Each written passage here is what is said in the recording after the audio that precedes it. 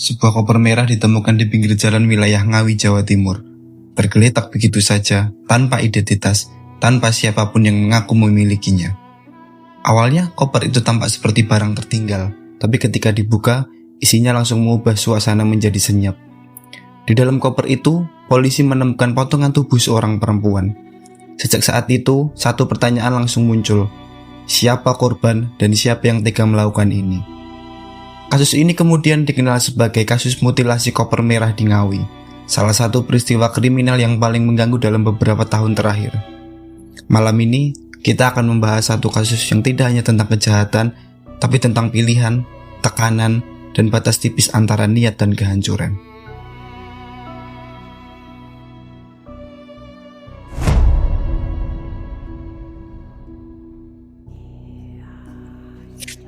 Sebelum itu, mari kita mengenal korban lebih dalam. Uswatun Hasanah, perempuan kelahiran Blitar 25 April 1995, berstatus sebagai ibu dari 2 anak, di mana selama ini ia tinggal di sebuah rumah kos di Kabupaten Tulung Agung. Korban bekerja sebagai SPG kosmetik di Tulung Agung.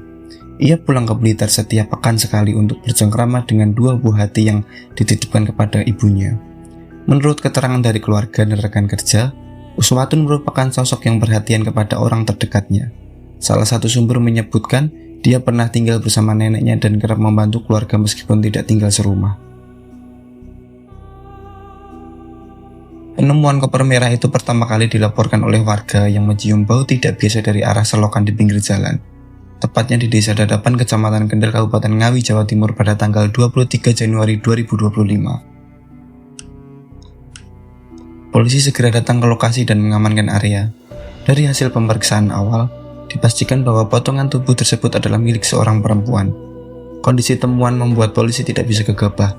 Identitas korban belum diketahui dan lokasi penemuan diyakini bukan tempat kejadian utama. Artinya, peristiwa yang sebenarnya kemungkinan terjadi di tempat lain, lalu jejaknya sengaja dipindahkan. Langkah pertama polisi adalah mengidentifikasi korban.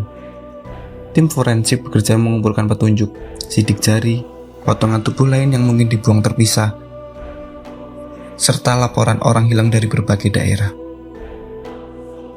Beberapa hari kemudian, identitas korban akhirnya terungkap. Korban bernama Uswatun Hasanah. Informasi ini menjadi titik balik penyelidikan, karena sejak saat itu, lingkaran orang-orang terdekat korban mulai ditelusuri. Polisi menyadari satu hal penting. Kasus ini bukan hanya soal menemukan pelaku, tapi juga soal waktu. Semakin lama pelaku bebas, semakin besar kemungkinan barang bukti hilang atau jejak ditutup rapat.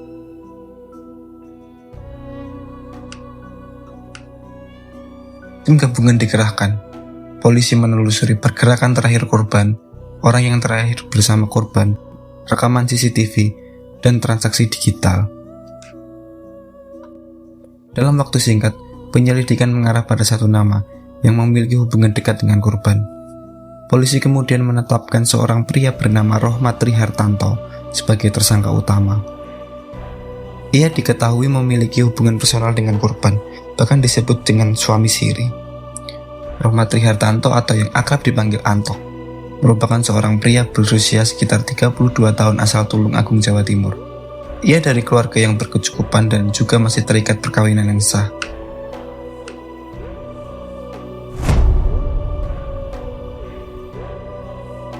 Kronologis kasus ini bermula dari hubungan asmara antara pelaku dengan korban almarhum Uswatun Hasanah yang dikenalnya pada tahun 2020. Motif dari pelaku didasari sakit hati, kemudian juga cemburu karena tersangka merasa korban juga pernah memasukkan laki-laki lain ke kosnya. Sisi lainnya juga ada rasa ketersinggungan dengan keluarga. Faktanya dari kehidupan pribadi, kita temukan memang yang bersangkutan ini beberapa kali atau sering dikatakan berhubungan dengan korban. Pembunuhan disertai mutilasi yang dilakukan Anto terhadap Uswatun terjadi pada 19 Januari 2025 sekitar pukul 9 malam di salah satu hotel di kota Kediri. Pembunuhan berawal saat Anto berpamitan ke istrinya hendak pergi ke kota Surabaya untuk mengantar mobil. Namun Anto rupanya janjian dengan Uswatun dan keluar bersama. Di dalam kamar hotel, Antok dan Uswatun sempat bercumbu, namun keduanya terlihat cekcok. Terdakwa merasa sakit hati atas perkataan korban yang mengatakan, "Lek kelingan anakmu sing nomor loro ki garai gak mood." Artinya, kalau keingat anakmu yang kedua, itu bikin dia tidak mood.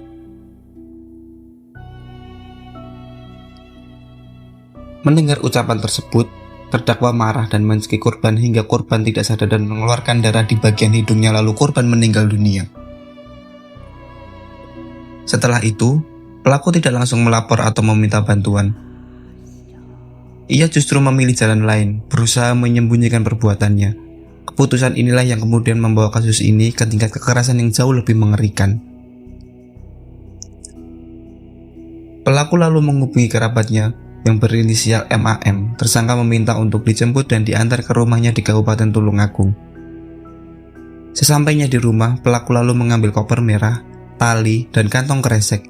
Di dalam perjalanan kembali ke hotel, pelaku juga membeli sebuah pisau yang diduga digunakan untuk memotong korban. Mereka tiba di hotel pada pukul 1:30 dini hari. Rohmat lalu meminta MAM untuk menjemputnya kembali pada pukul 5 pagi. Di dalam kamar hotel, pelaku mengaku mencoba memasukkan jenazah korban ke koper, namun tidak muat. Rohmat lalu memotong tubuh korban menjadi beberapa bagian. Setelah itu, kerabat korban kembali menyebut pelaku. Mereka pun kemudian menempatkan tubuh korban yang telah masuk dalam koper dan plastik ke rumah kosong milik neneknya di Tulungagung. RTH dan MAM kemudian ke Surabaya untuk menjual mobil tersangka. Rohmat kembali ke rumah neneknya pada Selasa pagi dan mengemas tubuh korban dengan isolasi. Pada hari itu juga, pada malam hari, tersangka lalu membuang koper merah yang berisi tubuh korban di Desa Dadapan Ngawi. Kemudian menuju daerah kedua di daerah Hutan Sampung, Kabupaten Ponorogo untuk membuang bagian kaki korban. Lalu tersangka membuang kepala korban di Desa Gemaharjo, Kabupaten Trenggalek pada Rabu 22 Januari malam. Kasus ini menunjukkan bagaimana satu momen kehilangan kendali bisa berubah menjadi rangkaian kejahatan besar yang tidak pernah bisa ditarik kembali. Saat ini pelaku telah ditahan dan dijerat dengan pasal 340 KUHP tentang pembunuhan berencana, pasal 338 KUHP, subsidiar pasal 351 ayat 3 KUHP, dan pasal 365 ayat 3 KUHP. Pelaku terancam hukuman mati atau seumur hidup. Rohmat Trihartanto bukan sekedar tersangka dalam kasus ini. Hasil tes psikologi forensik menunjukkan bahwa ia memiliki ciri-ciri psikopat narsistik. Sifat antisosial yang tampak jelas ketika ia tidak menunjukkan rasa iba saat melakukan aksi kejahatan terhadap korban. Di balik koper merah itu, ada satu nyawa yang hilang dan satu keluarga yang harus menerima kenyataan tanpa pernah benar-benar siap. Kasus ini bukan hanya tentang kekerasan ekstrim, tapi tentang hubungan emosi dan keputusan-keputusan yang diambil saat akal sehat tidak lagi memegang kendali. Ia mengingatkan kita bahwa kejahatan paling mengerikan seringkali tidak datang dari orang asing, melainkan dari mereka yang pernah kita percaya. Dan ketika semua sudah terlambat, yang tersisa hanyalah pertanyaan, bagaimana tragedi ini bisa dicegah sebelum terjadi. Mohon maaf jika ada kesalahan penyebutan nama, waktu, dan tempat kejadian perkara. Sampai jumpa lagi di kisah-kisah selanjutnya. Terima kasih.